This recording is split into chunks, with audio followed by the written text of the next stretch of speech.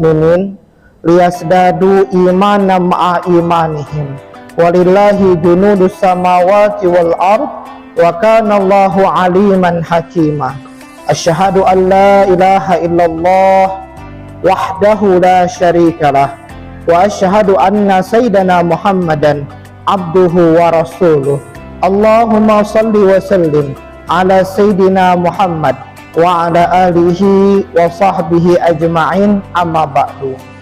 Ibu-ibu jamaah Majlis Taklim Masjid Cengho yang dimuliakan Allah Subhanahu wa Ta'ala, pada kesempatan siang hari ini, ibu sekalian, marilah sama-sama kita bersyukur kepada Allah dengan mengucapkan Alhamdulillahirabbil alamin. Salawat beriring salam sama-sama kita haturkan kepada junjungan kita Nabi Muhammad sallallahu alaihi wasallam. Allahumma salli ala sayyidina Muhammad wa ala ali sayyidina Muhammad. Mudah-mudahan kita dan keluarga kita termasuk yang mendapatkan syafaat beliau di hari kiamat.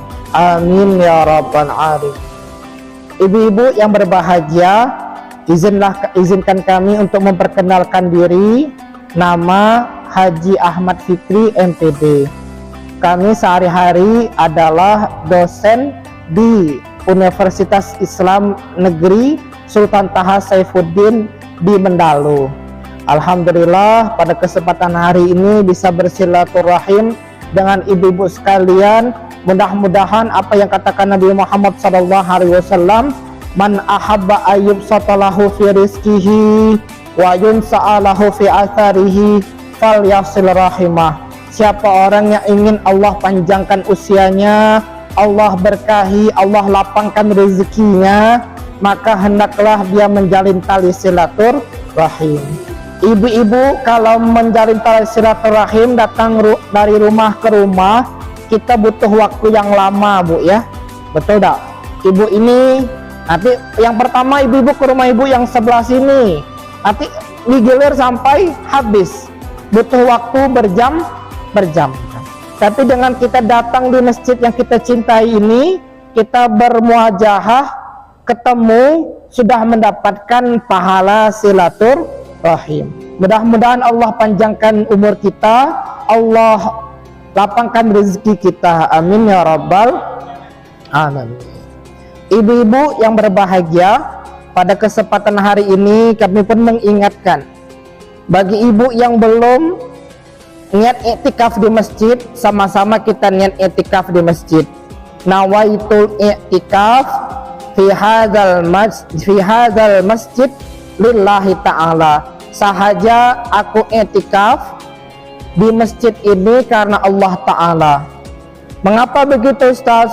Karena, Bu, kalau kita niat iktikaf sampai nanti datang waktu asar berkumandang, selama itu juga, Bu, Allah akan catat kita ini sedang melaksanakan sholat sunnah. Sholat sunnah sampai kapan? Sampai nanti sholat asar berkumandang. Kata Nabi Muhammad SAW, intizarus sholah. Duduk menunggu datangnya waktu sholat juga dihitung sholat.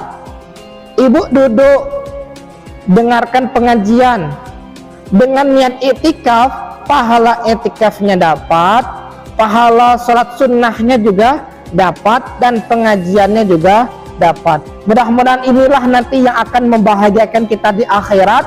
Banyak pahala yang sudah kita kumpulkan selama hidup di dunia ini. Amin ya rabbal alamin.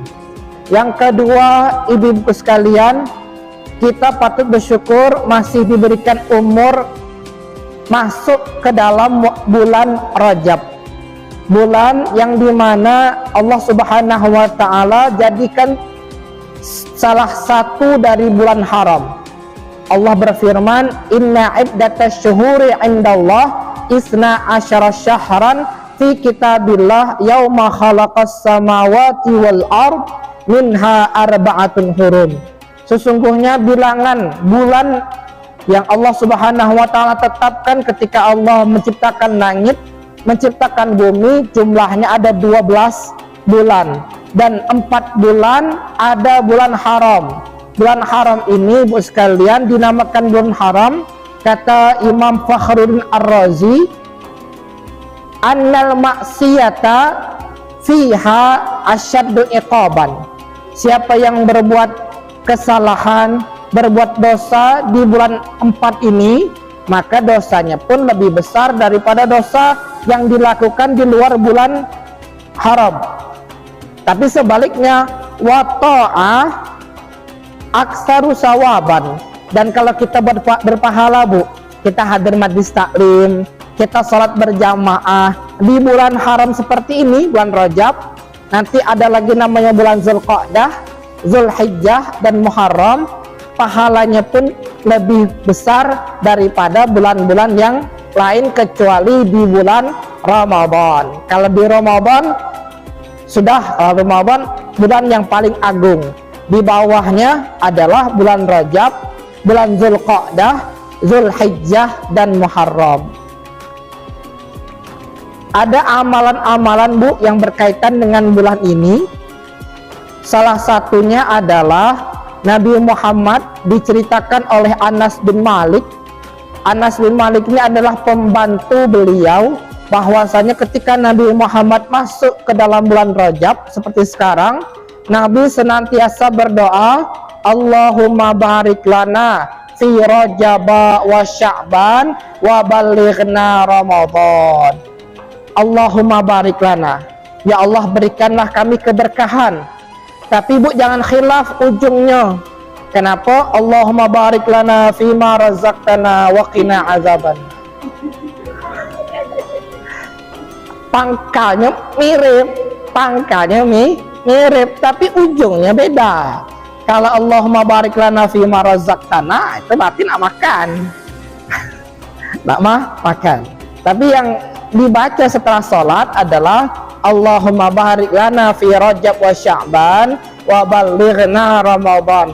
Ya Allah berikanlah kami keberkahan, umur berkah, rezeki berkah, keluarga sakinah, mawaddah warahmah, kesehatan dijaga oleh Allah Subhanahu wa ta'ala. Fi Rajab wa Sya'ban, di bulan Rajab dan di bulan Sya'ban. Artinya apa? Allah mudahkan kita untuk memperbaiki amal ibadah kita yang tadinya mungkin sholat sunnahnya tidak ada, hanya sholat 5 waktu saja. Di bulan Rajab bertambah sholat duha 2 rakaat di malam yang biasa tak pernah bangun. Di bulan Rajab nih ada motivasi, daripada bangun jam 5 pas azan subuh, lebih baik agak cepat dikit, barang setengah jam 4.30 bangun untuk sholat tahajud. Bertambah keberkahan. Wa balighna Ramadan, ya Allah sampaikanlah umur kami untuk menyelesaikan ibadah di bulan suci Ramadan. Syekh Abu Bakar Al-Balkhi mengingatkan, Rajab syahrul zar'i. Bulan Rajab ini adalah bulan kita menanam amal soleh, menanam niat yang baik, menanam taubat kepada Allah Subhanahu wa ta'ala. Ditanam. Kemudian bulan Sya'ban, syahrus saqyi, waktunya menyiram. Disiram lagi dengan semangat ibadah, disiram lagi dengan sholawat kepada Nabi Muhammad SAW. Baru nanti di bulan Ramadan, syahrul hasad, waktu panen. Di bulan Rajab kita menanam, di bulan Sya'ban kita menyiram, di bulan Ramadan kita memanen. Ustadz, apa yang kita panen? Ustadz, jagung ya Ustadz? Bukan. Di bulan Ramadan Allah siapkan awaluhur rahmah, yang 10 hari pertama adalah rahmat Allah Subhanahu wa ta'ala, wa awsatuhu maghfirah, dan yang di pertengahan ada ampunan dari Allah Subhanahu wa ta'ala, wa akhiruhu itqun minan nar, dan 10 hari terakhir adalah pembebasan dari siksa api neraka. Mudah-mudahan ibu sekalian di tahun ini Allah kuatkan kita untuk optimal mengisi hari-hari di bulan Ramadan dengan amal soleh. Amin ya rabbal alamin. Yang kedua Bu, selain baca Allahumma barik lana fi Rajab wa Sya'ban wa balighna Ramadan, setiap habis selesai sholat 5 waktu di bulan ini kita pun juga dianjurkan untuk memperbanyak istighfar, minta ampun kepada Nabi Muhammad, kepada Allah Subhanahu wa ta'ala. Ada lafaz istighfar yang datang dari Nabi Muhammad yang dibaca di bulan Rajab adalah Allah rabbighfirli warhamni watub alayya. Rabbighfirli warhamni watub alayya. Artinya apa Ustadz? Rabbighfirli, ya Allah ampunilah dosaku. Warhamni, ya Allah berikanlah aku kasih sayang. Yang terakhir watub alayya, ya Allah terimalah taubatku. Berapa kali Ustadz? 100 kali setelah sholat isya. Setelah sholat isya. Boleh langsung kalau misalnya ibu-ibu tak ada sibuk, habis sholat isya zikir yang seperti biasa, baru kita baca istighfar 100 kali. Kalaupun habis isya tak sempat, masih ada hal yang harus dikerjakan, kerjakanlah dulu. Nanti selesai pekerjaannya, siap mau tidur, sebelum tidur itulah kita istighfar kepada Allah Subhanahu wa ta'ala 100 kali. Nabi Muhammad pernah menyampaikan, man lazimal istighfar, siapa orang yang setiap hari baca istighfar. Nabi Bu tidak baca istighfar di bulan Rajab saja, cuman di bulan Rajab ini sangat ditekankan bagi kita untuk memperbanyak istighfar. Kalau Nabi standarnya, beliau pernah bilang, wallahi, demi Allah, inni la astaghfirullah, aku sungguh membaca istighfar kepada Allah, astaghfirullah, wa atubu ilaih, dan aku bertaubat kepada Allah, fil yaum, sehari semalam 24 jam, aksar min sab'ina marratan, banyak atau lebih daripada 70 kali. Maksud daripada 70 kali ini dijelaskan dari riwayat yang disampaikan Abdullah bin Umar radhiyallahu anhu. Beliau pernah menghitung istighfarnya Nabi Muhammad. Nabi Muhammad sedang baca istighfar, di sebelahnya ada Abdullah bin Umar. Beliau hitung berapa kali Nabi baca istighfar. Beliau menghitung bahwa sekali duduk Nabi Muhammad membaca istighfar sebanyak 100 kali. Jadi kalau beliau duduk Bu, duduk istighfar nunggu waktu sholat, itu dihitung oleh para sahabat sekali duduk saja itu bacanya 100 kali. Mudah-mudahan Bu kita bisa mengamalkan istighfar. Kata Nabi Muhammad, man lazimal istighfar, siapa orang yang melazimi baca istighfar, setiap hari dia punya wiridan, setiap hari dia punya wiridan. Wirid itu apa Ustadz? Wirid itu adalah zikir yang setiap hari dibaca.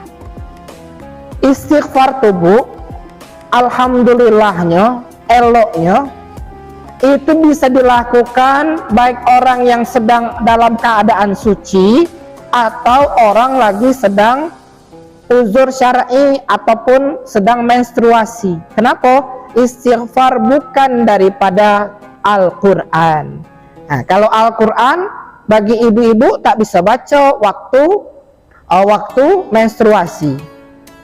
Tapi kalau zikir istighfar, kita yang suci, artinya tidak lagi masa haid ataupun lagi haid, boleh membaca istighfar, termasuk zikir-zikir yang lain. La ilaha illallah, subhanallah, walhamdulillah, wa la ilaha illallah, Allahu akbar, atau salawat kepada Nabi Muhammad, Allahumma sholli ala sayyidina Muhammad, lalu istighfar, itu boleh dibaca bagi perempuan-perempuan di masa haid. Alhamdulillah.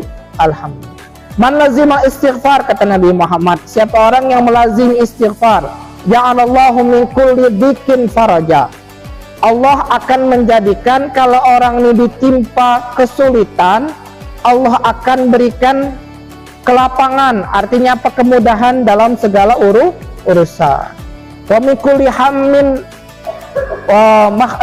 hammin faraja. Dan kalau dia diberikan kesedihan, maka Allah akan menghibur hati orang tersebut. Artinya apa? Akan digembirakan lagi. Kita nih Bu, senang dan sedih itu datang silih berganti. Tapi orang yang melazimi istighfar, bisa dia sedih tapi tak lama. Artinya tidak lama, cepat kembali lagi sadar, cepat kembali bisa menguasai dirinya, sehingga bisa berpikir bagus, berpikir lurus, sehingga tidak terjadi hal-hal yang tidak diinginkan. Kadang Bu ya, kalau orang yang sudah mumet kepala itu Bu ya, nampak racun tikus itu macam es teh. Tidak Bu? Iya, nampak racun tikus itu dikira es teh. Kenapa? Pala ini sudah mumet. Maka salah satu amalan kita Bu adalah juga membaca surah Alam Nashrah.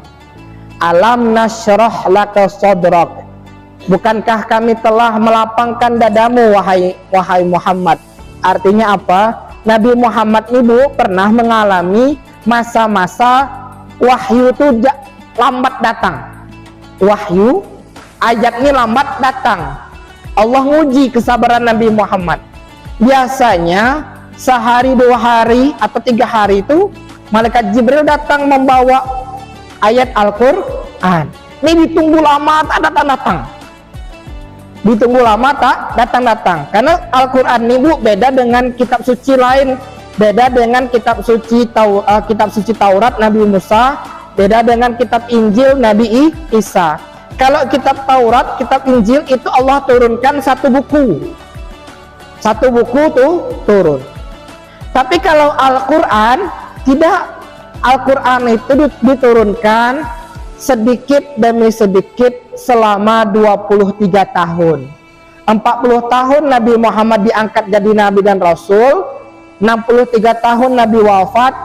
Selama itulah Al-Quran turun sedikit demi sedikit. Kenapa begitu Ustadz? Karena umumnya Al-Quran ini diturunkan sebagai jawaban peristiwa yang terjadi di zaman Nabi Muhammad Sallallahu Alaihi Wasallam. Sampai Allah turunkan surah Ad-Duha dan Alam Nashrah. Artinya apa?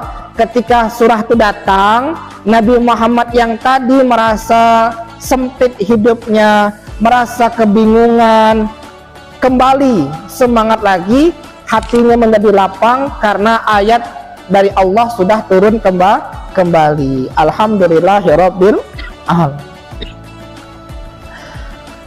Siapa yang melazimi istighfar, kalau dia punya kesulitan, Allah permudah. Kalau dia mengalami kesedihan, Allah bahagiakan. Yang ketiga, warazaqahu min haitsu la yahtasib. Rezeki lancar bagi orang yang memperbanyak istighfar.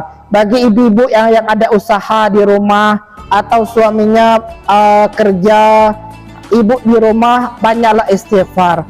Barokah dari istighfar. Siapa yang bekerja di rumah kita ataupun orang yang punya tugas mencari nafkah di rumah kita, Allah akan permudah pekerjaannya sehingga rezeki yang datang rezeki yang berkah, yang cukup untuk memenuhi kebutuhan sehari-hari. Alhamdulillahirabbil alamin. Ibu-ibu yang berbahagia, yang ketiga Bu, di bulan ini kita juga memperingati peristiwa besar dalam sejarah Nabi Muhammad SAW, yaitu Isra dan Mi'raj Nabi Muhammad SAW. Yang mana dari peristiwa Isra Mi'raj ini, Nabi Muhammad mendapatkan tugas, mendapatkan kewajiban, mendapatkan perintah untuk menyampaikan perintah sholat kepada umatnya. Di perintah sholat ini menjadikan Nabi Muhammad SAW sampai harus dipanggil. Berbeda dengan kewajiban yang lain Bu. Kalau perintah puasa Allah cukup utus Jibril untuk menyampaikan kepada Nabi. Perintah zakat seperti itu juga. Perintah haji, Nabi Muhammad didatangi Jibril dengan perintah haji. Tapi berbeda dengan sholat. Untuk mendapatkan kewajiban ataupun perintah sholat, Nabi Muhammad langsung dipanggil menghadap Allah Subhanahu wa ta'ala. Bahkan Nabi pun mengingatkan, awwalu ma yuhasabu bihil abdu yaumal qiyamati min amalihi sholatuhu. Yang pertama kali Bu, yang ditanya di hari kiamat bukan berapa banyak harta kita, bukan berapa banyak haji kita, bukan berapa banyak sedekah kita. Yang Allah tanya di hari kiamat nanti, bagaimana sholat kita. Kalau bagus, fa'in saluhat, kata Nabi Muhammad, faqad aflaha wa anjaha. Siapa yang sholatnya bagus, disiplin, subuh, zuhur, asar, maghrib, dilakukan dengan baik, dilakukan pada waktunya, faqad aflaha, sungguh telah beruntunglah orang itu, wa anjaha, selamat dari siksa api neraka. Wa idza fasadat, tapi sebaliknya kata Nabi Muhammad, kalau rusak, bolong-bolong sholatnya, artinya apa? Sholatlah tapi maghrib baik, tidak. Kenapa? Maghrib paling ramai sholatnya. Subuh kesiangan, zuhur kecapean, lapar, asar masih kerja, maghrib karena habis mandi bersih segala macam, habis kerja kan, pergilah ke masjid. Balik dari sholat maghrib, makan, matalah ngantuk, tertidur, hilang isyaknya. Sehari cuma sekali sholat. Alhamdulillah Ustaz, sehari saya sholat tuh maghrib main. Cuma maghrib. Harusnya 5 waktu. Kalau sholatnya seperti ini Bu sekalian, faqad khaba, dia pasti akan kecewa, wa khasira, dan akan menyesal. Kenapa? Karena waktu hidup di dunia tidak menjalankan sholat sebagaimana mestinya. Salah satu Bu, ujian bagi orang yang senantiasa sholat adalah sifat bawaan manusia. Apa Ustadz sifat bawaan manusia? Lupa. Tidak Bu, manusia itu bahasa Indonesia. Kalau di bahasa Arab dia bernama al-insan. Al-insan ini akar katanya dari nasiya yansa. Nasiya itu lupa, yansa, nasiya yansa. Artinya manusia ini mempunyai kodrat, mempunyai ketetapan dari Allah, sifat bawaannya adalah lupa. Hikmahnya apa? Salah satu hikmahnya Bu, dengan adanya sifat lupa ini, banyak seorang ibu itu memiliki anak lebih daripada satu, betul tak Bu? Kalau ibu-ibu atau manusia ini tidak ada lupanya, saya yakinlah satu orang ibu hanya melahirkan satu orang anak. Tidak. Kenapa? Sakitnya waktu melahirkan. Tapi kenapa ada yang anaknya 5, ada 10, ada lebih daripada 1? Kenapa? Lupa sakitnya melahirkan ketika mendengarkan tangisan anak bayi tersebut. Rasa sakitnya dilupakan dengan rasa sayang kepada anak. Nah, itulah Ibu sekalian, salah satu